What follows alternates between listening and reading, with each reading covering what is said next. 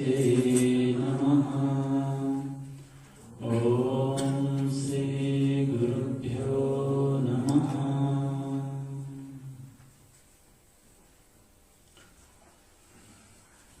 दुस्संगः सर्वथैव त्याज्यः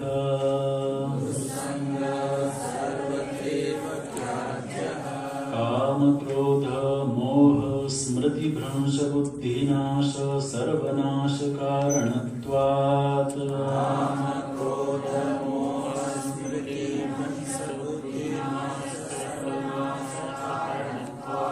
तरंगायितापि मे संगात् समुद्रायन्ति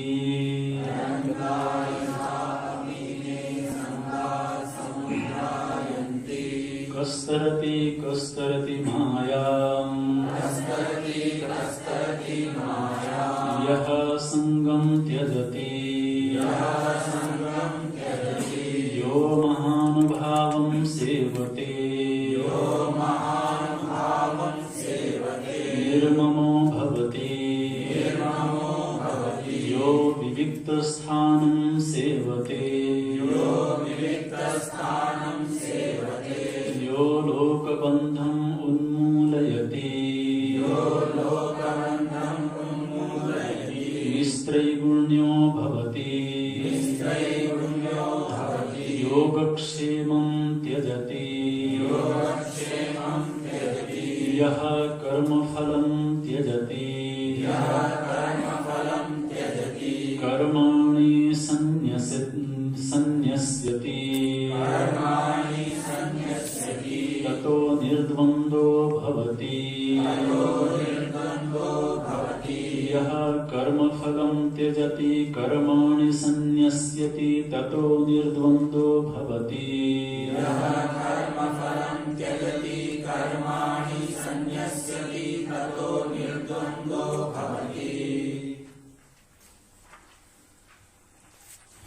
दुस्संगः सर्वथैव त्याज्यः। भगवत विरोधी का संग हर स्थिति में त्यागना चाहिए। यहाँ पर केवल व्यक्ति की बात नहीं है, अपितु जो वस्तु भगवान को प्रिय न हो उस वस्तु का त्याग, जो स्थान विशेष साधना के अनुकूल न हो उस स्थान का त्याग, जो आहार विहार भजन के अनुकूल न हो उस आहार विहार का त्याग, ये सब इस एक सूत्र के अंदर सन्निहित है। कई बार जीवन में ऐसे लोगों का संग मिलता है जो कदाचित धार्मिक भी दिखाई देते हैं,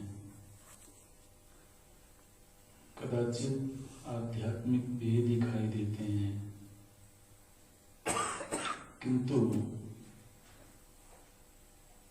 वो भजन विरोधी होते हैं, सत्संग विरोधी होते हैं,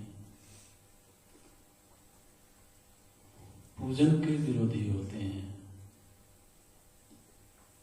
हो सकता है वो कर्मकांड के क्षेत्र में बहुत निपुण होंगे, सामाजिक कार्यों के क्षेत्र में बहुत आगे होंगे, किंतु सत्संग के प्रति कोई विशेष महत्व बुद्धि नहीं होती है। समाज में अनेक ऐसे लोग मिलते हैं जिनका आचरण सात्विक है, समाज सेवा का कार्य करते हैं, किंतु जब भजन और सत्संग की बात हो तो वो उनको अच्छा नहीं लगता है। तो ऐसा सुना जाता है कि सत्संग करने से क्या होगा, या भजन करना तो निकम्मे लोगों का काम है, माने हम बड़े लायक हैं और हम चैरिटी का काम करते हैं, समाज सेवा का काम करते हैं, तो वो तो अच्छा कार्य है निश्चित रूप से, लेकिन यदि वो अच्छा कार्य भगवत मार्ग में बाधक बन जाए तो फिर उसकी अच्छाई पर संदेह है, क्योंकि अच्छाई का मापदंड एक ही है जो हमें ऊर्ध्वमुखी बनाए, जो हमें भगवन्मुखी बनाए, भगवत परायण बनाए। वो चाहे समाज सेवा का कार्य हो, परिवार की सेवा का कार्य हो, देश की सेवा का कार्य हो। अनेक ऐसे लोग समाज में मिलते हैं, तो एक तरफ वो अपने आप को धार्मिक भी कहलाना चाहते हैं, और हम मिलते हैं तो ऐसा लगता है कि इनका संग करना चाहिए, क्योंकि ये भले व्यक्ति हैं, समाज के लिए कुछ कर रहे हैं, कंट्रीब्यूट कर रहे हैं। लेकिन फिर वो यदि श्रद्धा में बाधक बन जाए तो एक कोई बेचारा भगत मंदिर चला जा रहा था सुबह सुबह, अपना उसका नित्य नियम होगा मंदिर जाने का, तो जा रहा था दर्शन करने के लिए, दीपदान करने के लिए, पूजन करने के लिए। बीच में कोई सज्जन मिल गए, बड़े विचारवान, बुद्धि विलास बहुत करने वाले। पूछे कहाँ जा रहे हो? बोला भगवान के दर्शन करने जा रहा हूँ। बोले अच्छा एक मिनट जरा मुझे बताओ कि आदमी को भगवान ने बनाया है कि भगवान ने आदमी को बनाया है?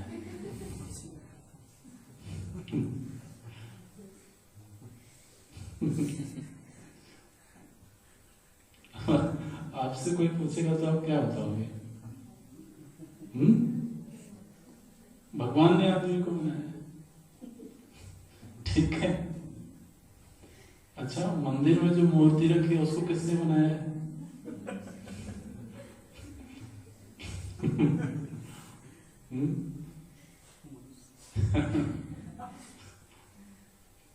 तो तुम किसको पूजने जा रहे हो? जिसको स्वयं स्वयं तुमने बनाया है।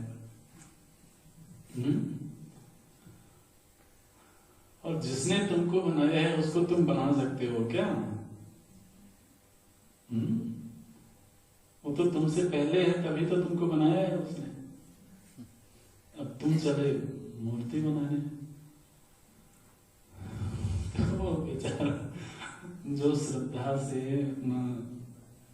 बिना बहुत तर्क वितर्क किए तो जा रहा था, उसके मन में संदेह पैदा हो गया। बात तो ठीक है,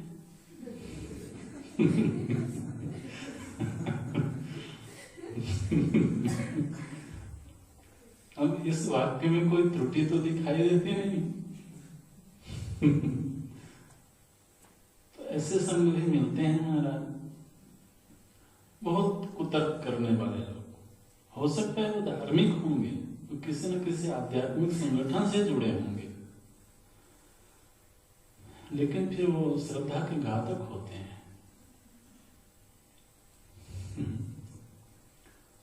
तुम्हें ने मूर्ति बनाई है और तुम्हें पूज रहे हो, तो इसमें भगवान कहां से आ गया? अच्छा ये बताओ भगवान कहाँ रहता है?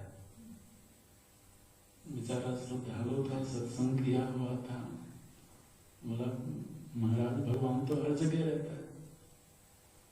तो हर जगह रहता है तो मंदिर जाने की क्या जरूरत है?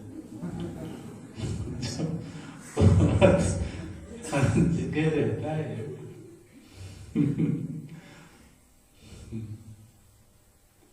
इसका मतलब ये हुआ कि वो मैं खाने में भी रहता होगा। मैं खाना समझते हैं ना, तो मंदिर जाने से अच्छा उधर चलो।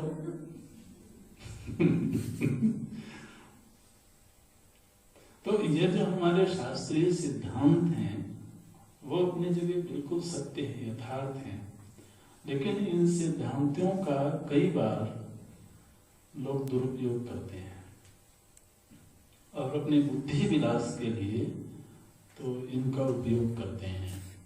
तो ऐसे लोग भी जीवन में आते हैं और खासतौर से जब वो किसी ऐसे व्यक्ति को देखते हैं जो इसी मार्ग में अग्रसर है तो उसके सामने जरूर लोग आते हैं। तो आप ट्रेन में ट्रेवल करो, बस में यात्रा करो तो जरूर ऐसे लोगों का सत्संग जरूर मिलता है।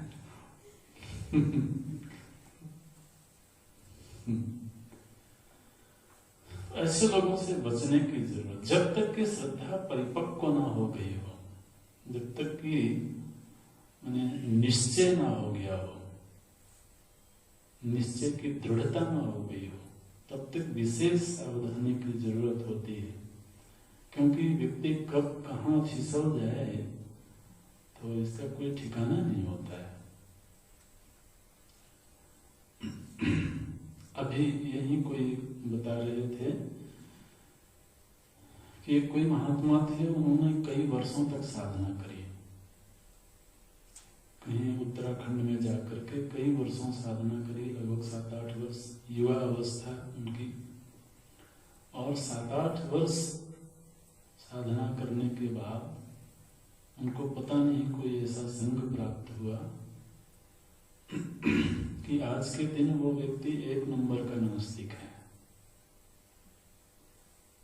और उसकी नास्तिकता के पक्ष में इतने सारे तर्क हैं कि वो अच्छे आस्तिकों को भी अपने तर्क से धराशायी कर सकते हैं। इसलिए यहाँ पर नारद जी कहते हैं दुत संग सर्वथैव त्यज। सर्वथैव कहने का भाव ये है कि हो सकता है कि वो कुंभ के मेले में मिल जाए,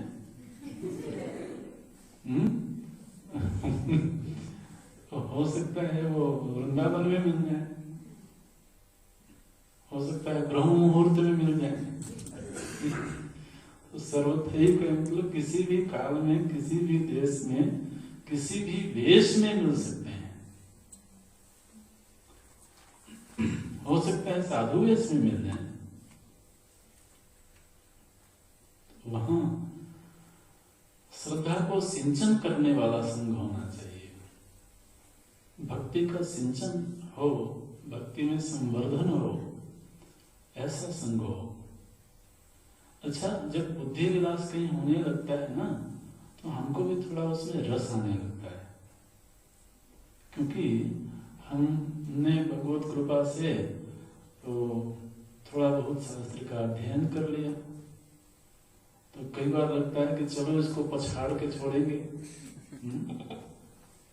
तो हम भी अपने हथियार लेकर के खड़े हो जाते हैं और वो तो पहले से हथियार लिए हुए हैं।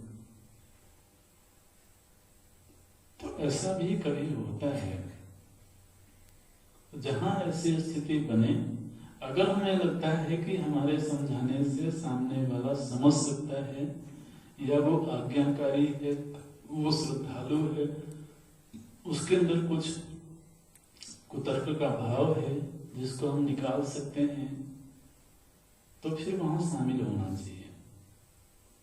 अन्यथा तो वहां से दूर हटना ही बेहतर है, क्योंकि प्रायः व्यक्ति पूर्वाग्रही होता है और उसकी हर संभव कोशिश होती है, मानो कि जीवन का उसने ये लक्ष्य ही बनाया हुआ है कि आदमी को किसी न किसी तरह से अध्यात्म के मार्ग से नीचे गिराना। उसके लिए दुस्संग सर्वथैव त्याज्यः। काम क्रोध, एक बार जब संग हुआ तो संग से बहुत सारी चीजें आने लगती हैं। बोले चलो तुमको मठाधीश बनाएंगे, अब तुमने शास्त्र भी पढ़ लिया है और साधु भी बन गए हो, तो चलो वो मठ खा लिए। एक विद्वान महात्मा की जरूरत है।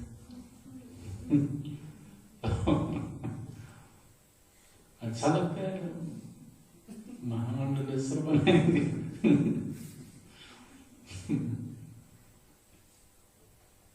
तो ऐसे संघ हमारे अंदर सबसे पहले काम पैदा कर, इच्छा पैदा करते हैं।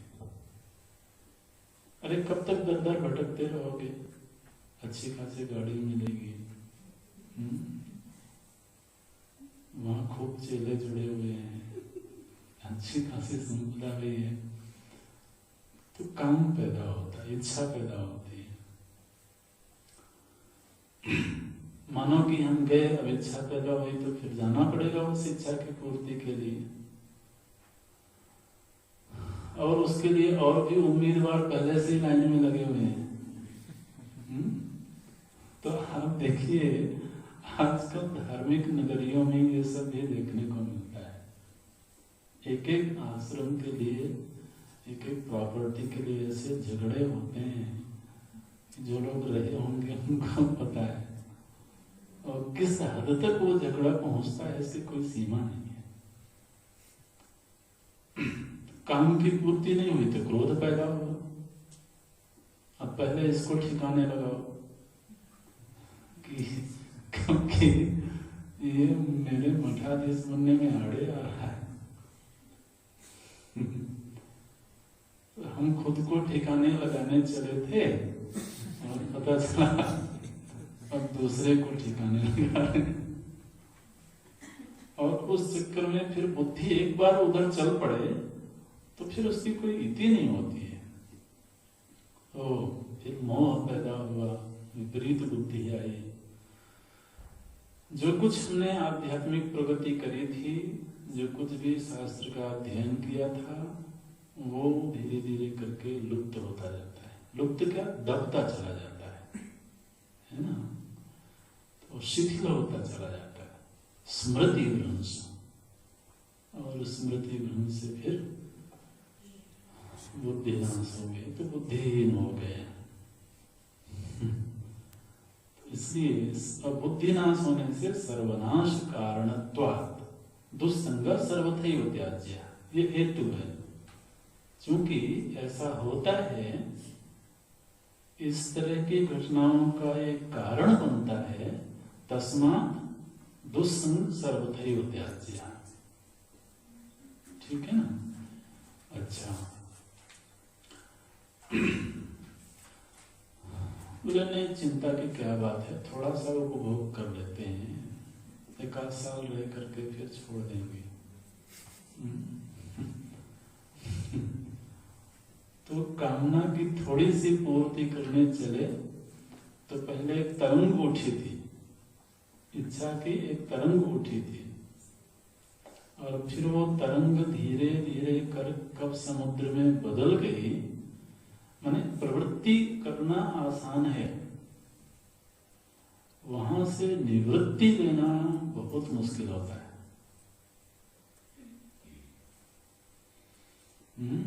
कृति महोदधो पतन कारण, कृति की महाउदधि में फिर पड़ गए। भाई चेले बन जाएंगे तो उनका ध्यान भी तो रखना पड़ेगा। आपके सहारे उन्होंने अपना जीवन छोड़ा हुआ है, तो उनका ध्यान भी रखना पड़ेगा। तो ऐसा होता है, एक बार इच्छा की पूर्ति करने थोड़ा सा चख लेते हैं क्या इसमें रखा है, थोड़ा सा अनुभव कर लेते हैं, फिर वो अनुभव जन्य संस्कार पैदा होते हैं, और धीरे धीरे करके हम जिस लक्ष्य की ओर चले थे वहां से तो पतित हो गए। ऐसा होता है। किस ओर चल दिए हम, किस ओर जाते जाते जग में भटक गए हम तेरे दर पे आते आते। ऐसा होता है। इसलिए तो तरंगारिता अपि में, इनकी छोटी सी तरंग, यदि उस तरंग को हमने आश्रय दे दिया, तरंग तो उठेगी, वो स्वाभाविक है, नैसर्गिक प्रक्रिया है, तो वो तरंग उठेगी।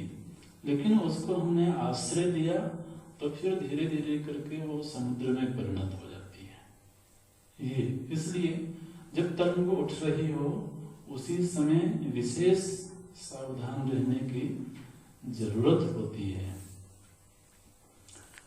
किसी ने नारद जी से पूछा कि नारद जी, आप जो कहते हो सो तो ठीक है, लेकिन ये माया महारानी पाँव में बेड़ी जकड़ी हुई है, कस्तरती कस्तरती माया, इस माया से पार होना इतना आसान तो नहीं लगता है। माया मतलब भगवान के द्वारा फैलाया हुआ जादू का खेल।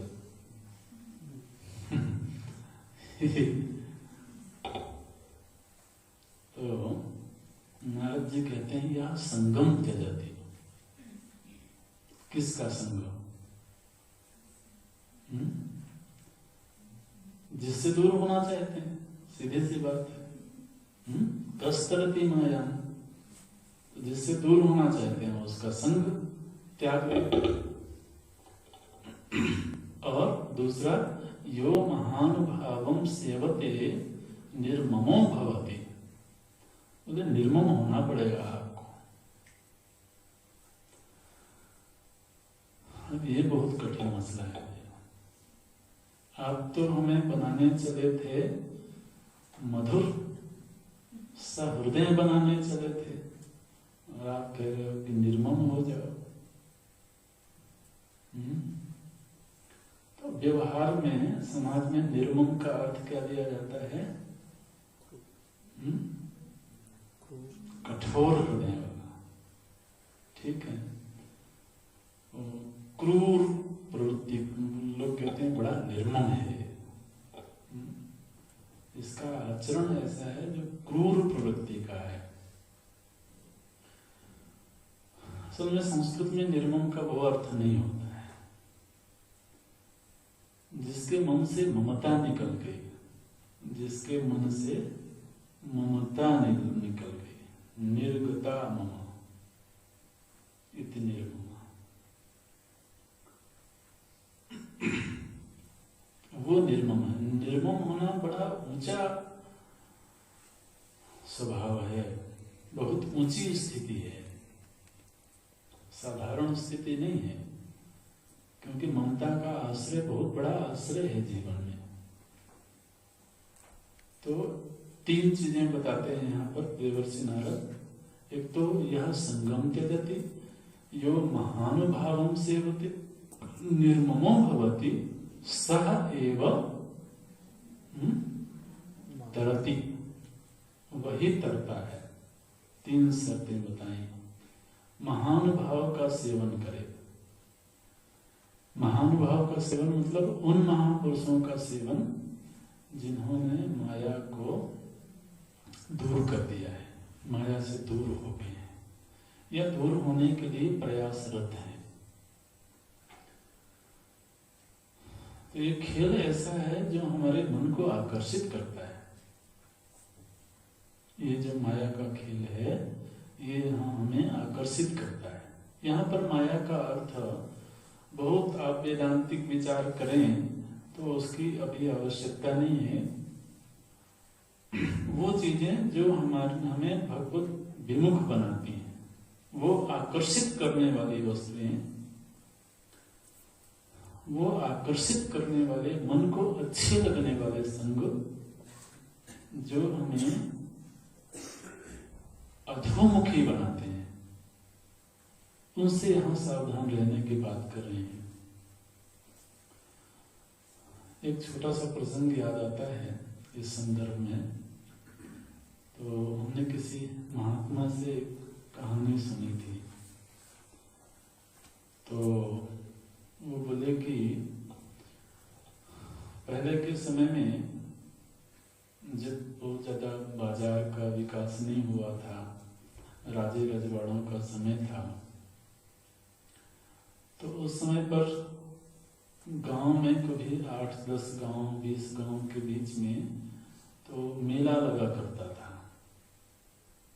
अभी भी मेला लगता है, लेकिन अब मेले के प्रति उतना आकर्षण नहीं रहा लोगों में। नहीं तो बहुत आकर्षण होता था मेला जाने के लिए। तो कभी साल में 15 दिन के लिए किसी विशेष त्योहार पर, उत्सव पर मेला लगता था। और चूंकि नदी नाले हुआ करते थे, नदी नालों में पुल नहीं होते थे, तो प्रायः जो रियासतदार होते थे, राजा होते थे, वो 10-20 गांव के बीच में मेला लगवाते थे बरसात से पहले, ताकि जो साधारण ग्रामीण लोग हैं वो 4 महीने की आवश्यक वस्तुएं खरीद लें। हो सकता है बारिश आने पर ये बाजार न जा पावे, तो ये राजाओं की तरफ से व्यवस्था की जाती थी। नगर के जो सेठ साहूकार होते थे वो आते थे मेले में। तो ऐसे ही एक जगह मेला लगा हुआ था और बीच बीच में वो राजा भी जाते थे ये देखने के लिए कि ये सेठ साहूकार ग्रामीणों को लूटते तो नहीं है। उनको कह रखा था कि उचित दाम में ही ग्रामीणों को वस्तुएं बेचना है। ऐसे जाया करते थे वो। एक दिन वो अपनी सवारी के साथ जा रहे थे और उन्होंने देखा कि एक छोटी सी बालिका, कोई 7-8 वर्ष की होगी, 10 वर्ष की होगी, वो अपने माता की उंगली पकड़े हुए रोड के किनारे चली जा रही है। उन माता और बेटी की वेशभूषा को देख करके उनको बड़ी दया है, बड़ी दयनीय स्थिति लग रही थी। वस्त्र भी बड़े फटे पुराने से थे और उनके चेहरे का हाव भाव भी ऐसा लगता था जैसे बड़े ही दीन विपन्न घर से हैं ये लोग। तो राजा ने देखा उनको दया आ गई, तो अपने सैनिक को भेज करके उसको बुलाया कि जाओ उस लड़की को बुला लो। अभी तो वैसे भी दीनहीन सैनिक पास में आए तो बेचारे थर थर कांपने लगे दोनों कि पता नहीं हमसे क्या गलती हो गई है। तो सैनिक ने कहा कि राजा साहब बुला रहे हैं, तो उसको और डर लगा कि हमसे कोई भूल तो नहीं हुई, अपराध तो नहीं हुआ। तो उन्होंने फिर ढाढ़स बनाया कि नहीं ऐसी कोई बात नहीं है, वो आपको कोई पारितोषिक देना चाहते हैं, कोई इनाम देना चाहते हैं। तो थोड़ा हिम्मत करके वो बालिका गई उनके पास में। तो बालिका से राजा ने कहा कि देखो बेटा, पहले पूछा कि कहाँ से आए हो, क्या नाम है ऐसे, और उसने कहा कि मुझे कुछ चाहिए था इसलिए मैं आई हूँ। तो राजा ने कहा कि इस मेले में से तुम कोई एक वस्तु पसंद कर लो और वो मैं तुम्हें दिलवा दूंगा। तो तुम्हें उसके लिए पैसे नहीं देने पड़ेंगे, तुम पसंद कर लो। तुम्हें वस्त्र चाहिए है, कोई खिलौना चाहिए है, या जो भी तुम्हें अच्छा लगता हो वो तुम पसंद कर लो। बालिका ठहरी महाराज बड़ी चालाक, वो थी तो साधारण घर की, लेकिन बड़ी चालाक निकली। उन्होंने कहा, उस लड़के ने कहा कि आप पहले 3 बार तो ये कसम खाइए कि मैं जो मांगूंगी वो दिलवा दोगे। अब राजा बेचारा वहां तो शर्म से, अब वो था तो पूरी भीड़ लगी होगी ना, मेले के लोग इकट्ठे हो गए होंगे। एक छोटी सी विपन्न घर की असहाय बालिका, कोई विश्वास नहीं हो रहा है कि राजा वो दिलवा पाएगा। उसको बड़ी शर्मिंदगी हुई। तो उसने कहा कि बेटा चिंता मत करो। उसने कहा नहीं, पहले तो आप 3 बार बोलो कि मैं दिलवा दूंगा दिलवा दूंगा दिलवा दूंगा। ऐसे जब उसने वादा कर लिया तो तो उस बालिका ने राजा का हाथ पकड़ लिया।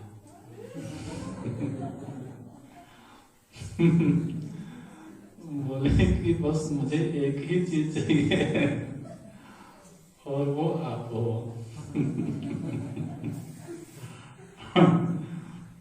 आप अपने आप को दे दो, तो अपने आप को दे दो मतलब मुझे राजकुमारी बना लो, और क्या है ना। तो अब जिसने मेला लगाया हुआ है, जब उसी का हाथ पकड़ लिया तो फिर सारा मेला तो ये जो भक्त होते हैं ना, ये उस बालिका की तरह चालाक होते हैं। तो जिस प्रभु ने ये मेला लगाया हुआ है, ये जगत भी एक मेला ही है। हम लोगों की विडंबना यह है कि हम छोटी छोटी चीजें मांगते रहते हैं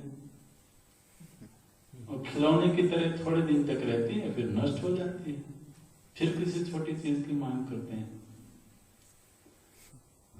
थोड़ा चालाक होने की जरूरत है, ये कहने का भाव है कि यदि उनका ही हाथ पकड़ लिया जाए तो छोटी छोटी चीजें कब तक मांगते रहेंगे।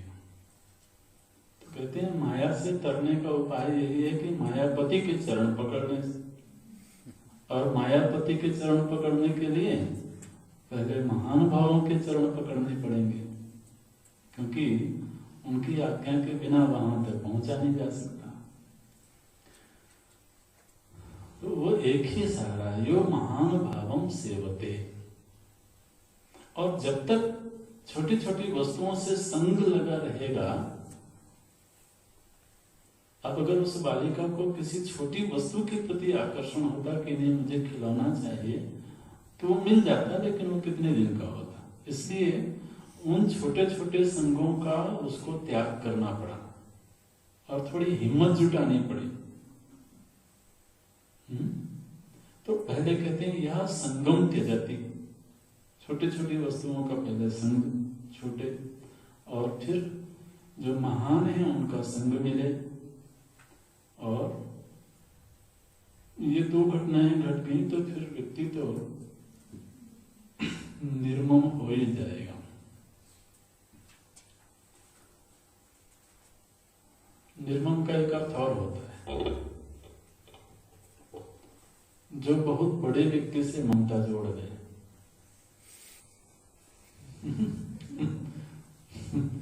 छोटी छोटी ममताओं को कब तक सहेज के रखेंगे। तो